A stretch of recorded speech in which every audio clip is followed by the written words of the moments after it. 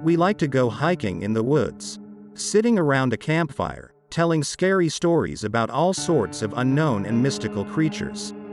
And then one day, a silent little man wandered into our company. We pitched our tents, built a large fire, and sat down to eat, chat, and be startled by tales of dread. Just then our new acquaintance took the floor. So, I've been hunting several times with one fisherman when I was younger. And he always warned me before I went out, that I must always walk quietly in the woods. And don't you dare to whistle. And I like to whistle something or call the dog by whistling. But I didn't do it in front of the fisherman, of course. We went away with him for a week. We got into such a wilderness, that if anything happened it would be impossible to get out. Everything was all right until the evening. The most unpleasant thing happened when it started to get dark. We had to go to the lodge where we were going to spend the night. Bellick chased the bird, and I forgot myself and whistled loudly. For that I at once got a warning from the fisherman. I wanted to be angry, but my partner looked very frightened. His face was white and his fingers were gripping the gun. I wanted to ask him why he was so frightened by a simple whistle. But I did not have time to utter a word. From the neighboring hill, a long growl was suddenly heard. It sounded like a big beast.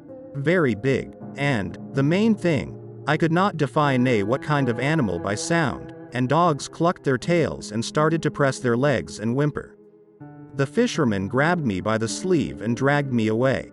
"If we do not reach the hut in 10 minutes, we are dead," he said doomfully. There was a pang of sadness in his voice. We pushed on him, and then a growl came much closer. I see, a dark figure between trees looms. I wanted to shoot, but the fisherman forbade me. So, we had time before full approach.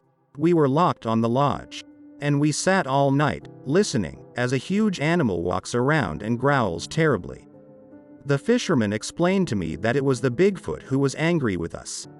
He doesn't like it when somebody whistles in his woods. He might not even let them back. But Bigfoot made some noise and left in the morning. We never heard him again. With these words the guy finished his story and went to sleep in his tent. He was already very drunk, and, I think, he fell asleep quickly. When he left, we began to laugh at his made-up story. And, of course, we were whistling our brains out all through the night forest. Hookah'd, loudly and melodiously.